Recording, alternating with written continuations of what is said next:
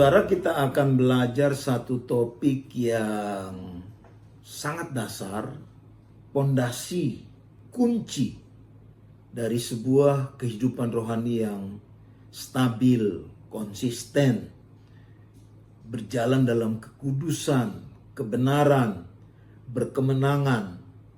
Tapi lebih dari itu, sebagai seorang pelayan Tuhan, kita akan bergerak dengan kuasa dan otoritas. Tanda-tanda mujizat menjadi manifestasi nyata dalam kehidupan kita.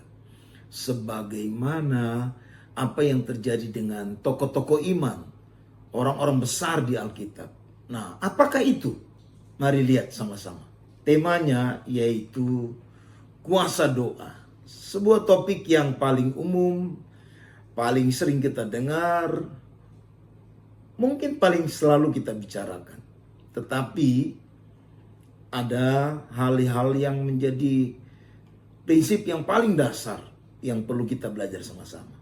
Nah, mari lihat bagian paling pertama. Pentingnya doa. Dari materi ini, saya mencoba untuk membuat beberapa kategori karena cukup banyak poin-poin yang disampaikan berkaitan dengan kepentingan doa ini. Yang paling awal saya kategorikan sebagai dasar teologisnya atau pondasi teologisnya. Yang pertama, doa membuat kita itu intim dengan Tuhan. Jadi doa menjadi dasar seseorang secara pribadi membangun keintiman dengan Tuhan. Kita baca Mazmur 145 ayat 18. Tuhan dekat dengan setiap orang, atau diterjemahkan juga Tuhan dekat dengan semua orang yang berseru kepadanya. Pada setiap orang atau semua orang yang berseru kepadanya dalam kesetiaan. Coba perhatikan garis bawahi kata dekat. Jadi Tuhan itu bersebelahan. Tuhan itu seperti saudara atau seperti seorang kerabat yang intim, yang dekat. Kepada siapa? Atau dengan siapa?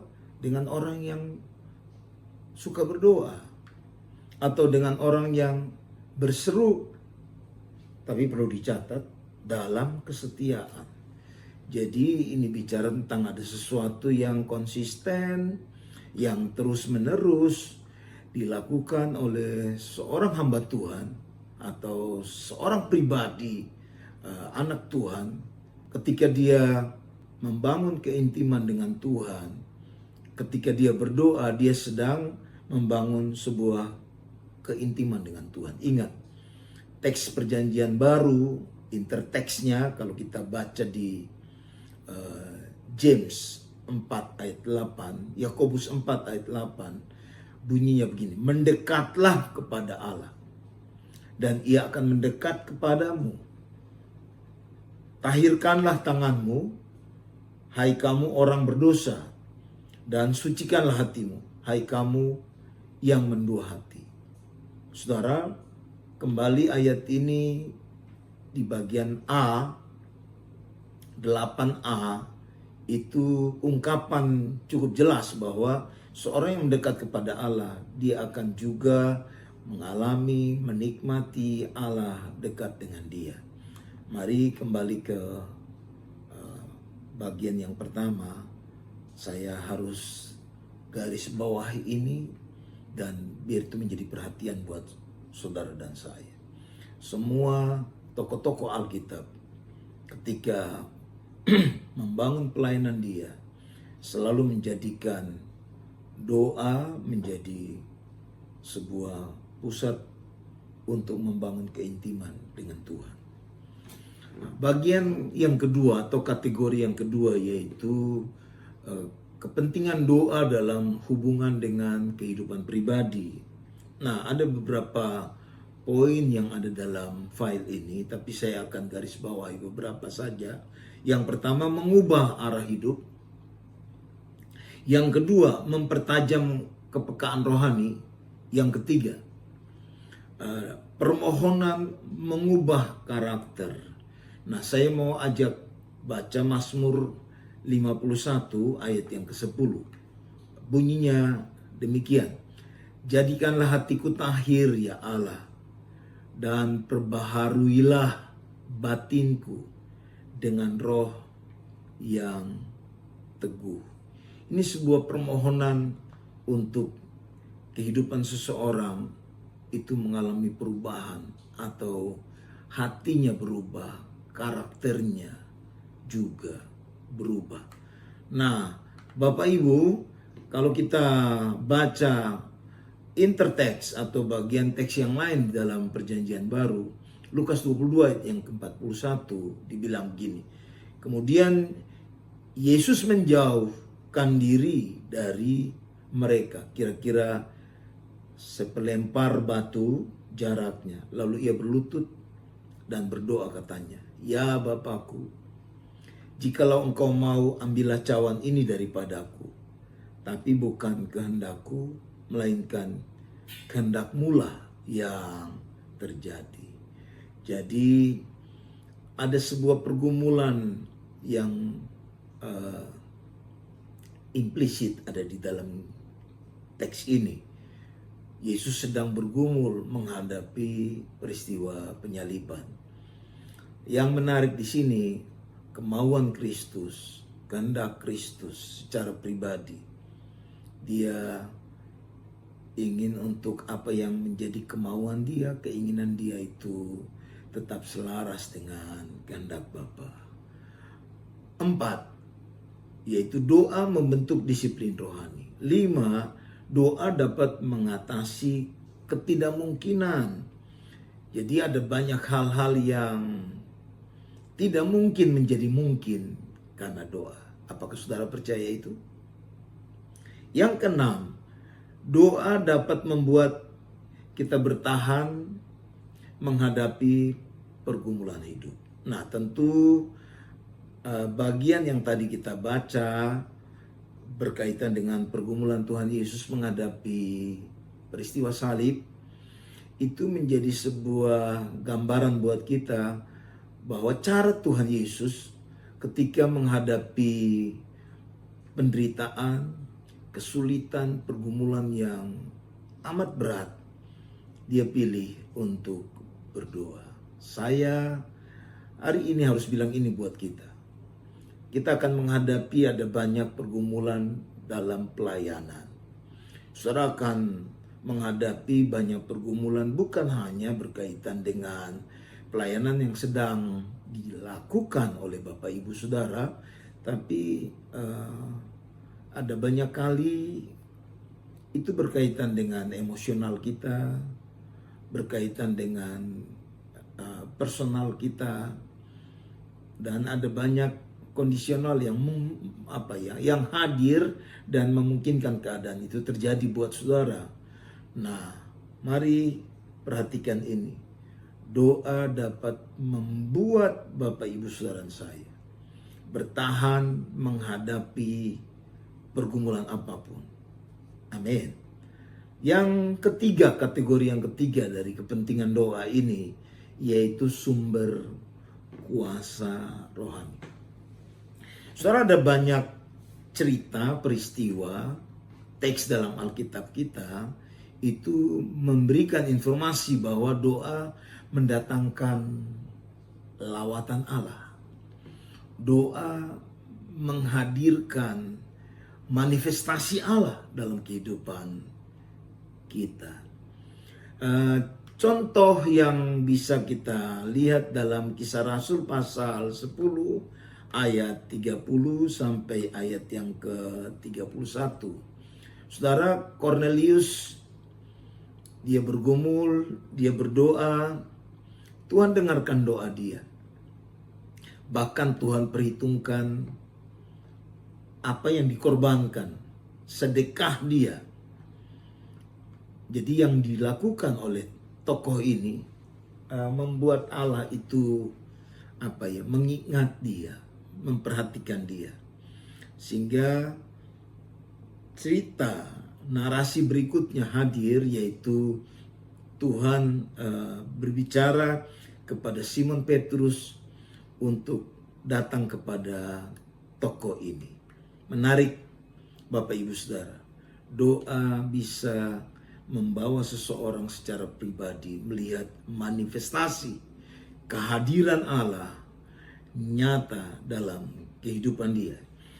Kita bisa lihat contoh yang lain, yaitu satu tokoh dalam cerita Natal, Zakaria dan Elizabeth. Apa yang terjadi dengan tokoh ini dan latar belakang dalam narasi dalam Injil Lukas itu menjelaskan bahwa sekalipun dia seorang yang benar, seorang yang setia melayani Tuhan, tapi ada pergumulan pribadi, mereka tidak punya anak.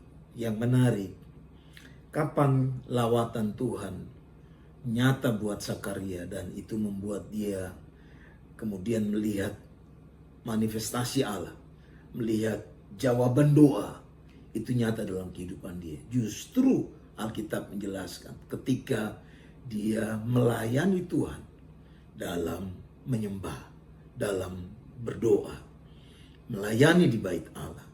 Saya dorong Bapak Ibu Saudara, mari perhatikan prinsip dasar ini.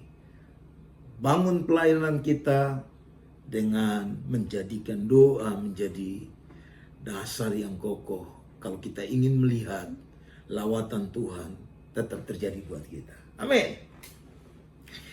Doa sebagai jalan untuk menerima Roh Kudus, atau cara untuk menerima Roh Kudus dan karunia-karunia.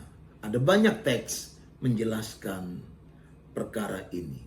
Saya percaya kita butuh kuasa, kita butuh karunia-karunia menyertai setiap pelayanan kita. Untuk itu, perhatikan baik-baik. Kisah Rasul pasal 2 bahkan menjelaskan bagaimana murid-murid mereka berdoa, memuji, menyembah Tuhan, bahkan dalam waktu yang mereka sendiri tidak mengerti. Berapa lama mereka harus menantikan janji Bapa itu tergenapi dalam kehidupan mereka. Tapi yang menarik, cara mereka menantikan janji itu, bahkan sampai mengalami karunia, mengalami manifestasi dari kehadiran Roh Kudus, yaitu melalui doa.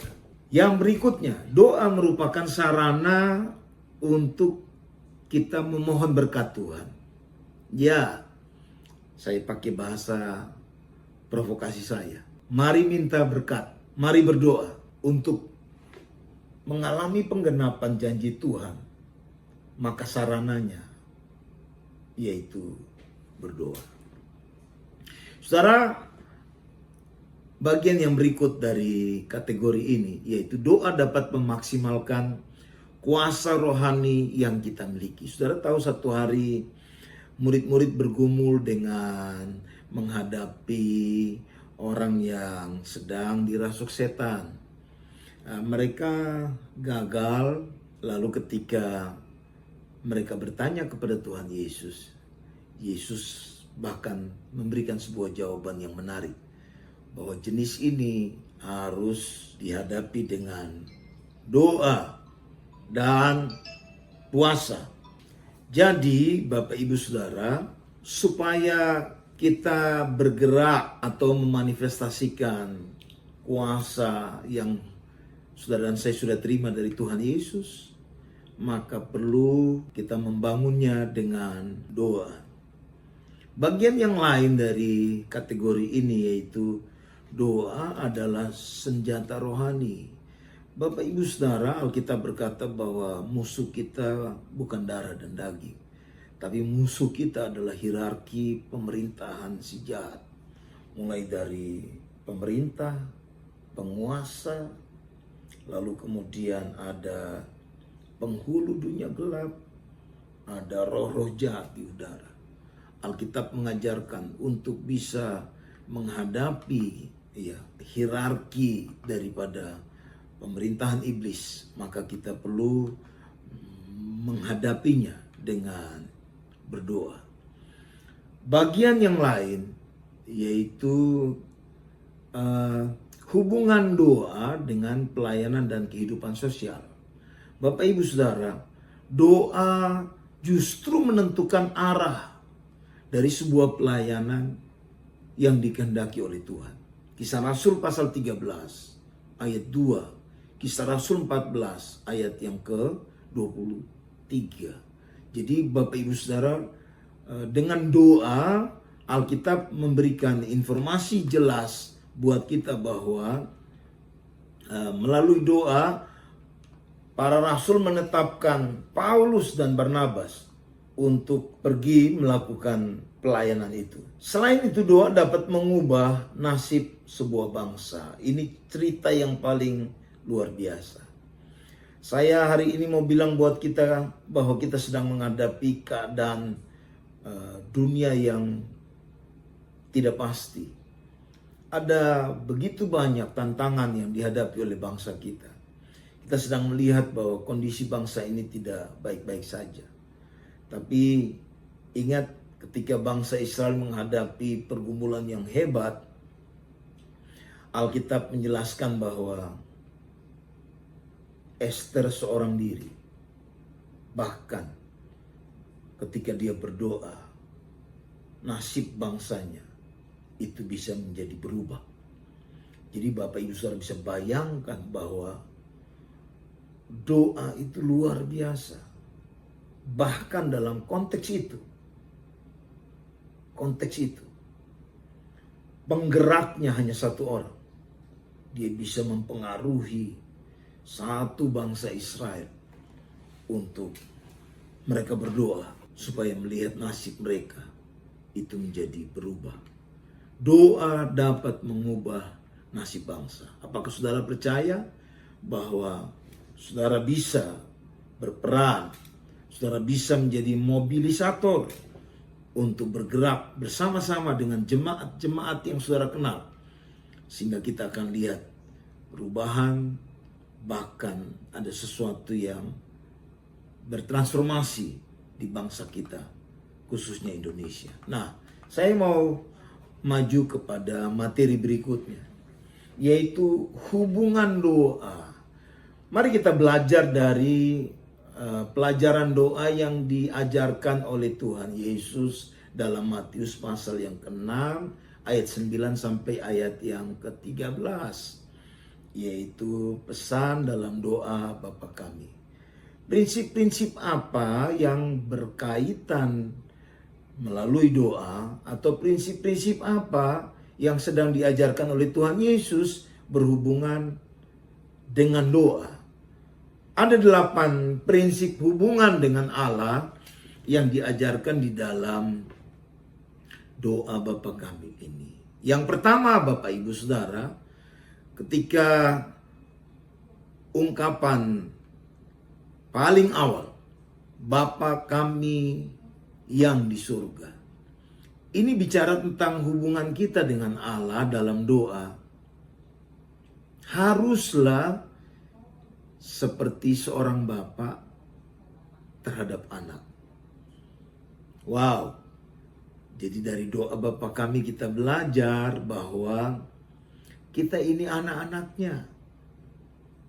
Maka doa Bapa kami sedang mengajarkan kepada kita sikap yang benar dalam hubungan kita dengan Allah, dengan Bapa kita di surga, yaitu kita berada seperti seorang anak. Yang kedua, kata dikuduskanlah namamu. Hubungan kita dengan Allah ternyata dalam konteks ini harus didasarkan kepada menghormati, mengkhususkan Tuhan, memberikan Allah tempat utama dalam kehidupan saudara dan saya. Datanglah kerajaanmu, Ini sebuah kerinduan Bapak Ibu Saudara. Sebuah pernyataan kerinduan kepada Allah. Meminta, memohon supaya sistem kerajaan Allah atau kuasa Allah itu hadir nyata dalam kehidupan kita dan pelayanan kita. Untuk itu membutuhkan sebuah kerinduan. Jadi ada prinsip tentang hubungan kita dengan Allah dalam bagian ini itu dijelaskan di sini, yaitu perlunya sebuah kerinduan yang sangat kepada Tuhan. Itu mengharapkan kuasa, mengharapkan damai, sukacita Allah itu nyata di tengah-tengah kita. Ungkapan ini juga sedang menjelaskan kepada kita bahwa ketika kita berdoa, maka haruslah kehendak kita diselaraskan dengan kehendak Bapa kita di surga. Ini menegaskan bagian yang tadi kita bicarakan, salah satu poin tentang pentingnya doa. Yang kelima yaitu berikanlah kami pada hari ini makanan kami yang secukupnya. Rupanya hubungan kita dengan Allah dalam doa haruslah dibangun dengan prinsip kesederhanaan. Jadi concern kita, fokus kita bukan keinginan, melainkan kebutuhan. Saudara, ada banyak orang, bahkan mungkin saya pakai bahasa ini, ketika kita begitu bersemangat melihat, membandingkan orang lain dengan diri kita. Terkadang ada ketertarikan untuk sama, bahkan ingin menyaingi. Lalu kita berdoa minta hal-hal yang seolah-olah kita bilang ini iman. Tapi hari ini saya mau bilang buat Bapak Ibu Saudara, pelajaran doa Bapa kami sedang mengajar prinsip hubungan kita dengan Allah harus dibangun dengan kesederhanaan. Ungkapan berikutnya yaitu ampunilah kami akan kesalahan kami, seperti kami juga mengampuni orang yang bersalah kepada kami. Simple, singkat, kita bisa katakan bahwa hubungan kita dengan Allah harus dibangun dengan hati yang beres, hati yang murni. Tapi ada kesan yang lain yang mungkin juga hadir dari kalimat ini. Atau saya bisa bilang orang akan punya persepsi yang salah. Mengapa? Karena seolah-olah dari teks ini Allah itu, Allah yang kudus itu, Allah yang besar itu bersedia mengampuni kita, tapi diukur berdasarkan cara kita mengampuni orang atau berdasarkan perilaku kita. Bahkan juga bisa disebutkan bahwa kita bisa membayar pengampunan dari Tuhan dengan cara kita mengampuni orang lain. Apakah betul? Apakah seperti itu? Saudara, dalam teks ini tentu Bapak Ibu Saudara kita perlu gali, dalami. Ya, memang ada kata penghubung, kata seperti dalam bahasa Yunani itu dipakai kata os. Kata os ini adalah kata hubung komparatif ya.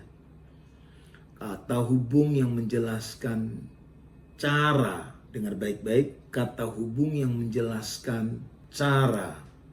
Nah, dalam fungsi sintaks dari os ini, Bapak Ibu Saudara, ini menunjukkan sebuah analogi perbandingan antara ide pengampunan Bapa, tapi kemudian ada ide yang lain yaitu pengampunan yang harus kita lakukan atau kita berikan kepada orang yang juga menyakiti kita. Sebetulnya penggunaan kata hubung ini Bapak Ibu Saudara itu bisa diterjemahkan dengan beberapa istilah. Kata sama seperti, tapi juga diterjemahkan dengan cara yang sama, atau dengan demikian, atau dengan cara ini. Jadi Bapak Ibu Saudara, kalau lihat kalimat ini, coba ganti kata seperti dengan cara ini. Ampunilah kami akan kesalahan kami. Dengan cara ini, kami juga mengampuni orang yang bersalah kepada kami. Saudara, sebenarnya tidak ada ambigu dalam konteks ini. Kalimat ini hanya menjelaskan atau menunjukkan bahwa hati seseorang yang terbuka untuk menerima pengampunan dari Allah juga harus siap untuk mengampuni sesamanya. Saudara, mari kita lihat dua ungkapan lagi yang berkaitan dengan prinsip ini, yaitu janganlah membawa kami ke dalam pencobaan, tetapi lepaskanlah kami daripada yang jahat. Di dalam ungkapan ini, prinsip penyerahan total atau kebergantungan penuh kepada Allah itu ditekankan dalam kalimat ini.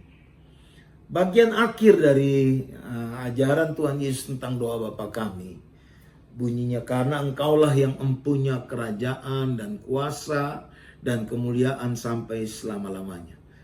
Hubungan kita dengan Allah dalam doa harus dibangun dengan iman yang benar kepada Tuhan. Bapak Ibu Saudara, kita lanjut untuk melihat sama-sama ada jenis-jenis doa atau macam-macam doa. Kita sudah paling kenal ada doa pribadi, ya Bapak Ibu Saudara. Ini menjadi rahasia seorang hamba Tuhan berhasil, rahasia seorang yang mau dipakai Tuhan, yaitu kembali saya garis bawahi, bergantung penuh pada doa pribadi saudara. Kemudian ada doa kelompok atau doa bersama-sama. Doa ini dilakukan dan satu kata yang sering kita bicarakan yaitu sepakat. Dan sepakat berarti lebih dari satu orang melakukannya. Dan itu untuk keperluan bersama, dilakukan secara bersama-sama. Lalu ada doa syafaat. Doa syafaat itu secara sederhana Bapak Ibu Saudara adalah doa yang dilakukan oleh seseorang atau juga oleh kelompok orang untuk kepentingan orang lain. Nah, ini paling sering saudara dan saya lihat itu dilakukan. Kita berdoa buat bangsa kita, kita berdoa buat kota kita berdoa buat pergumulan, bencana yang sedang dihadapi di sebuah lokasi, atau sebuah tempat. Itu tanggung jawab kita. Macam-macam doa yang lain, salah satu yang cukup menarik yaitu doa peperangan. Bapak Ibu Saudara, jenis doa ini adalah sebuah pelajaran menarik dalam Alkitab kita untuk melengkapi kita dalam strategi bagaimana menghadapi musuh-musuh rohani kita. Bisa saja itu iblis, bisa saja itu dunia, atau bisa saja itu hawa nafsu kedagingan kita. Nah, strategi dalam doa peperangan itu Alkitab mengajarkan kita menggunakan perkataan Allah, firman Allah. Karena itu senjata buat kita. Efesus 6 ayat 17. Yang lain yaitu menggunakan nama Yesus. Filipi 2 ayat 9-11. Di bawah kolong langit. Nama itu dikasih buat kita. Nama di atas segala nama. Nama yang punya kuasa. Nama yang punya otoritas. Dalam nama Yesus, iblis harus pergi meninggalkan apapun, siapapun. Kemudian Bapak Ibu Saudara, seperti prinsip yang kita udah bahas sebelumnya, bahwa menggunakan puasa sebagai strategi untuk kita melihat kekuatan yang ekstra atau kuasa yang ekstra itu ditambahkan dalam perjalanan kehidupan pelayanan dan iman kita. Nah saudara, Yakobus pasal 4 ayat 7 itu menerangkan bahwa asal kita tunduk kepada Allah, iblis lari dari kita. 2 Korintus 10 ayat 4 sampai ayat yang kelima, senjata perjuangan kita bukanlah senjata dunia, tetapi perlengkapan kuasa Allah. Dan itu sanggup untuk bisa meruntuhkan benteng-benteng apapun. Saudara, contoh-contoh doa-doa yang disertai dengan peperangan dalam Alkitab kita Saudara pasti ingat narasi doa Daniel dalam Daniel pasal 10. 21 hari Daniel berdoa. Wow, waktu yang tidak sedikit. Tapi menariknya dalam teks itu ketika Gabriel datang kepada Daniel, dia bilang gini, sejak hari pertama engkau berdoa, Tuhan sudah menjawab doamu. Tapi ternyata proses sampai jawaban itu, sampai di hadapan Daniel, butuh 21 hari. Dan 21 hari itu adalah interval waktu, periode waktu di mana Daniel berdoa dengan puasa. Sampai apa yang dijawab Tuhan dari awal, itu dia terima, datang di hadapan dia. Wow. Contoh yang lain yaitu Yosafat. 2 Tawarik pasal 20 ayat 1 sampai ayat yang ke-22. Wow, yang menyertai kita lebih banyak daripada yang menyertai mereka. Paulus pun dan Silas ketika di penjara mereka berdoa, memuji, menyembah Tuhan. Sehingga apa yang terjadi, rantai-rantai yang membelenggu mereka, pintu penjara yang kokoh itu bisa terlepas, terbuka. Jadi saudara, kita perlu perhatikan jenis doa yang satu ini. Hal yang lain yaitu doa puasa. Terus kemudian Yesus juga mengajarkan kepada kita di dalam Lukas pasal 6 ayat 12 sampai ayat yang ke-16, doa semalam-malaman. Perhatikan tujuan. Ada tujuan di balik setiap tindakan doa yang dilakukan. Ada doa pelepasan. Doa ini berfungsi untuk memutuskan, melepaskan seseorang yang terikat atau yang terbelenggu, atau juga bahkan memutuskan, mendeklarasikan, menghentikan kutuk, ya, ikatan sakit penyakit. Apalagi Bapak Ibu Saudara, orang yang terikat pada ilmu gelap, ajaran sesat, dan sebagainya. Ya, Alkitab juga mengajarkan tentang doa kesembuhan. Bapak Ibu Saudara, ada banyak contoh-contoh berkaitan tentang doa kesembuhan ilahi. Salah satunya Yakobus 5 ayat 13 sampai 18. Apabila seseorang sakit, panggil para penatua, lalu kemudian penatua akan berdoa, mengoleskan minyak. Lalu Alkitab berkata, doa yang lahir dengan iman besar kuasanya. Ada banyak contoh ya, mujizat terjadi melalui doa kesembuhan. Saudara, saya masih bisa bersaksi buat Bapak Ibu Saudara, ada banyak kesembuhan, mujizat terjadi dalam pelayanan.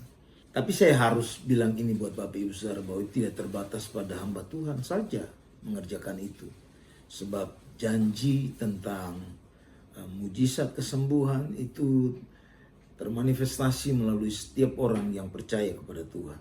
Mari bergerak dalam jenis doa ini untuk manifestasikan kuasa Allah. Lalu yang terakhir dalam bagian ini yaitu doa keliling.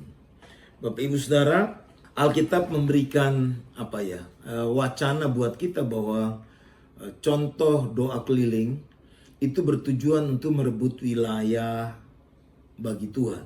Menghancurkan benteng-benteng musuh, membawa perubahan rohani untuk area atau untuk wilayah, untuk daerah yang mana kita menghendaki, berharap supaya ada perubahan terjadi di daerah itu atau ingin merebut daerah itu. Kita perlu melakukannya dengan doa keliling. Saudara bisa lihat contoh kasus itu ketika Tuhan memerintahkan orang Israel untuk menguasai, merebut Yeriko.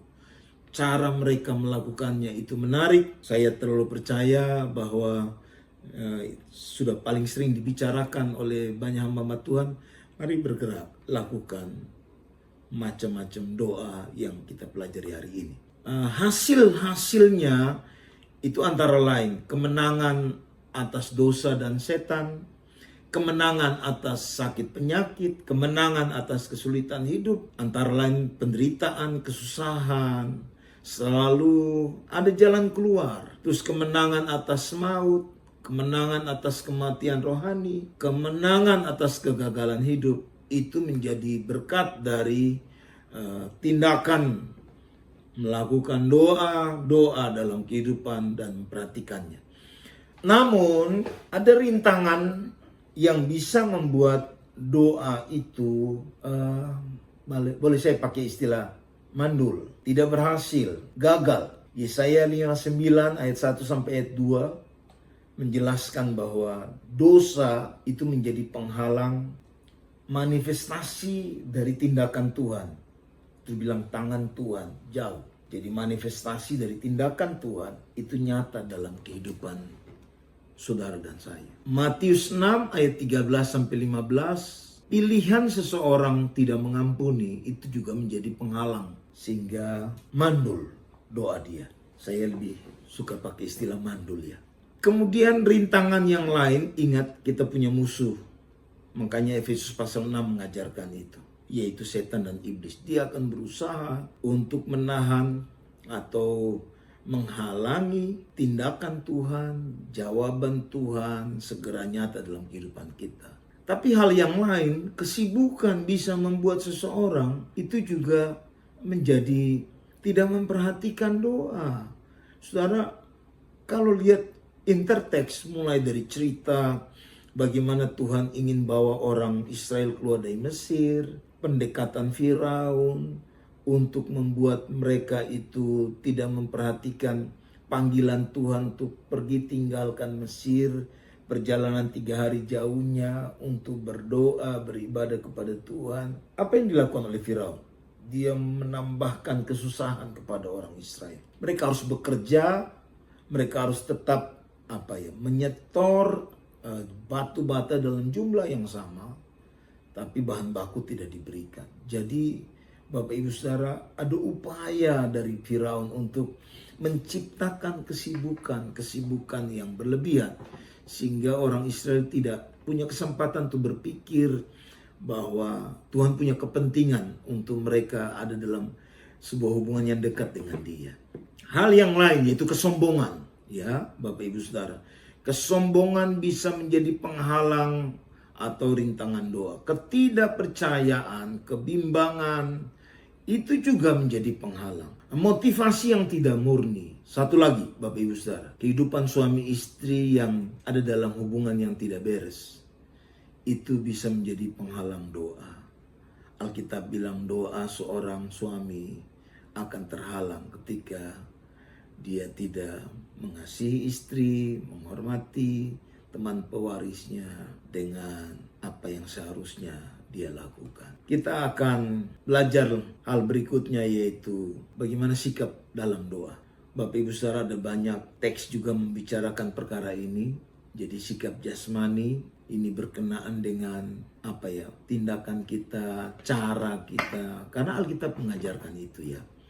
Berdiri, berlutut, apalagi Bapak Ibu Saudara, mengangkat kepala, menundukkan kepala, tersungkur, sujud, dan ada banyak tindakan yang sebetulnya secara implisit berkaitan dengan sikap. Terus kemudian rohani, Bapak Ibu Saudara, sikap rohani yaitu merujuk kepada hati seseorang di hadapan Allah. Itu jauh lebih penting, lebih perlu, karena sikap yang benar ya di hadapan Tuhan itu sangat penting, menjadi sebuah ukuran bagi seseorang untuk menilai dirinya ketika dia berdoa atau rindu untuk menyukakan hati Tuhan. Ada beberapa sikap rohani yang diajarkan dalam Alkitab. Yang pertama, berdoa dengan rendah hati. Ya, tentu karena ajaran Alkitab itu juga menerangkan kepada kita tentang kesederhanaan, seperti seorang anak kecil yang datang kepada Tuhan. Ini hal-hal yang berkaitan erat dengan kerendahan hati. Yang berikutnya yaitu berdoa dalam roh dan kebenaran. Sebetulnya konteks ini lebih mengarah kepada keberadaan seseorang, apakah dia sudah didamaikan dengan Tuhan atau tidak. Sehingga seseorang yang sudah didamaikan dengan Tuhan, maka dia tahu bahwa dia harus menyembah Allah yang benar. Yang berikutnya berdoa dengan penuh iman akan janji Tuhan. Ya, dalam bagian ini Bapak Ibu Saudara, kita bisa belajar dari teks yang ada di dalam Yehezkiel. Jadi kitab Yehezkiel itu mengajarkan kepada kita bahwa Allah memerintahkan Yehezkiel untuk bernubuat, tapi Allah juga memerintahkan dia untuk berdoa. Nah, doa rupanya menjadi sarana untuk membawa seseorang melihat janji Tuhan itu digenapi dalam kehidupan dia. Mengenai berdoa dengan penuh iman akan janji Tuhan, saya mau ajak kita lihat satu contoh dalam Yehezkiel pasal 36.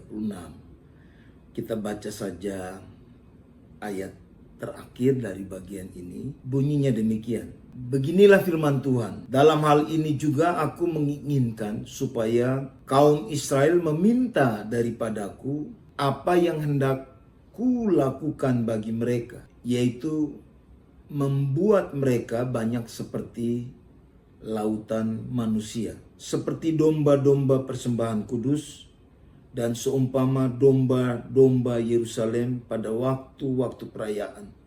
Begitulah kota-kota yang sudah runtuh penuh dengan lautan manusia.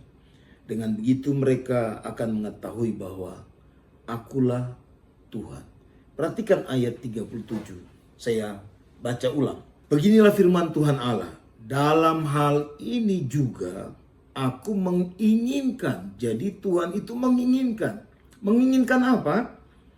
Dibilang gini, supaya kaum Israel meminta daripadaku apa yang hendak kulakukan bagi mereka, yaitu membuat mereka banyak seperti lautan manusia.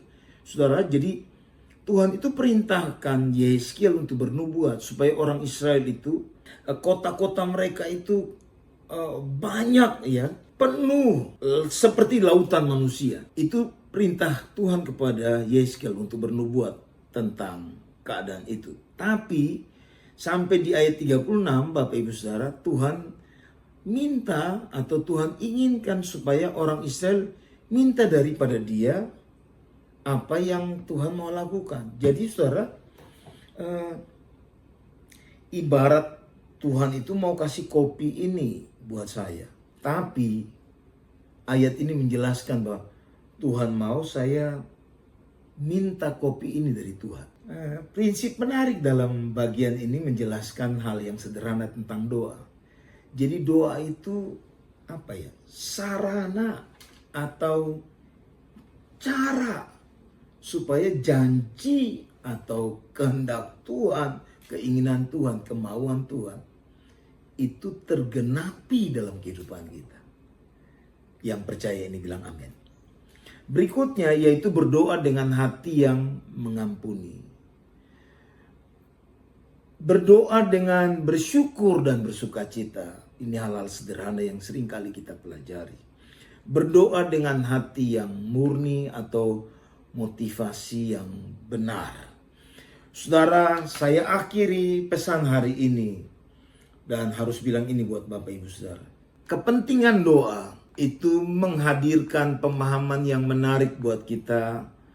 Bahwa doa itu punya kaitan erat dengan dasar pondasi teologi. Doa berkaitan erat dengan kehidupan pribadi. Doa berkaitan erat dengan sumber kuasa rohani. Doa berkaitan dengan pelayanan dan kehidupan sosial. Doa juga menjelaskan tentang prinsip-prinsip hubungan antara kita dengan Tuhan. Doa juga berbagai jenis, ada macam-macam. Doa pribadi, doa kelompok, ada doa syafaat, ada doa peperangan, ada doa puasa, ada doa semalaman, doa pelepasan, doa kesembuhan, ada doa keliling. Dan hasilnya itu luar biasa. Saya tutup dengan kalimat ini. Pelayanan yang berkuasa berakar pada kehidupan doa yang intim dengan Allah. Amin. Setiap tokoh rohani yang berhasil dalam Alkitab itu menunjukkan bahwa doa bukan sekedar aktivitas tambahan, tetapi inti, center dari hubungan mereka dengan Tuhan. Kehidupan doa yang berkualitas membawa kemenangan atas dosa, kesulitan, penyakit, bahkan maut sekalipun. Untuk memiliki pelayanan yang benar-benar disertai dengan manifestasi kuasa, maka seseorang harus hidup dalam kehendak Allah, melihat apa yang dikerjakan oleh Bapa dan menjadikannya teladan dalam setiap aspek kehidupan rohani. Seperti yang Yesus katakan dalam Yohanes 5 ayat 19. Jadi itu sebuah pernyataan menarik tentang bagaimana hubungan Yesus dengan Bapa. Dia bilang, apa yang aku kerjakan karena aku lihat Bapa mengerjakannya. Harusnya kita semua yang menginginkan keberhasilan, kesuksesan dalam kehidupan pribadi maupun pelayanan, semua yang kita bangun itu datang dari kita lihat apa yang Allah kerjakan. Sebagai hamba Tuhan, kita dipanggil untuk memiliki kehidupan doa yang tekun, perlu iman untuk mengerjakannya. Ingat, tanpa doa, pelayanan kehilangan arah dan kuasa. Karena itu, marilah terus membangun hubungan yang erat dengan Tuhan.